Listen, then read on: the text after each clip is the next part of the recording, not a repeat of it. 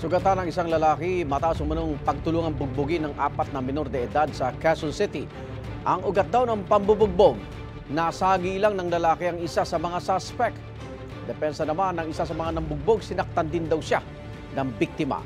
May unang balita si EJ Gomez.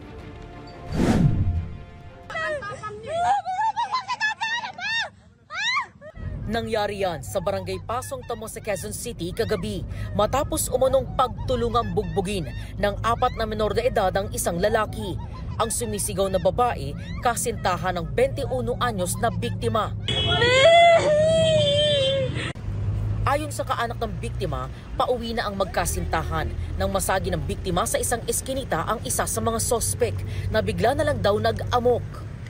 Ang nangyari po kasi is, nasanggi lang naman po, na hindi po sinasadya. Then yung brother ko po is, nanghingi naman po ng patawad sa nangyari. And after po nun, nag-amok na po sila ng away po. Tumulong pa raw sa pambubugbog ang 3 kasama ng nasaging lalaki. Inawakan po siya sa kamay, tapos ginan po ng brother ko yung tumbler yung kamay para lang maalis. Dahil sobrang higpit na po dun sa paghawak sa kanya. Sinuntok na po siya sa likod, starting po sa ears po. Nadapa po yung kapatid ko. Pinipilit pa po nilang itayo kahit na natumba na siya para suntukin ulit.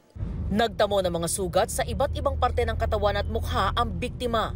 Nagsusuka na rin po siya. At hindi na rin po makatayo dahil po yung likod niya po is masakit na, may tadyak din na po sa likod niya, may sipa.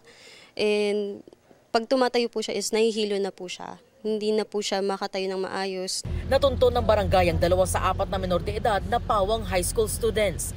Hiningan sila ng pahayag ng pulisya. Ayon sa Barangay Council for the Protection of Children o BCPC ng Pasong Tamo, nagpa-blotter ang isa sa 4 na menor de edad matapos ang insidente. Depensa raw ng 17 anyos na binata, sinaktan din siya ng biktima. Ang sabi niya, kinukwento, nagkasagian sila ng balikat. Nung nasagi sa balikat, tinanong, masikip ba ang daan? Parang ganon. So, parang ano ba ang problema mo? Medyo hindi naging maganda siguro ang dating doon sa batay lang to sa nalalaman ko po. So, agad na hinampas siya ng tumbler dito. So, sabi naman nila, nung umuwi nga, duguan daw yung minor, tumutulo dito Tumangging magbigay ng pahayag sa media ang mga kaanak ng 2 natuntong minor, habang pinaghahanap pa ang 2 iba pa. Posibleng sa tinamo ng 21 years old, sa nakikita ko dyan, talagang posible na sila ay maayano sa tinatawag natin na institution. So kung mga minor ang may gawa niyan, meron talaga silang kakaanuhan. Ito yung tinatawag na youth mulabi homes para sa mga tinatawag na CICL, Children in Conflict with the Law, under ng DSWD. Patuloy ang investigasyon ng pulisya sa insidente. Ito ang unang balita. EJ Gomez para sa GMA Integrated News.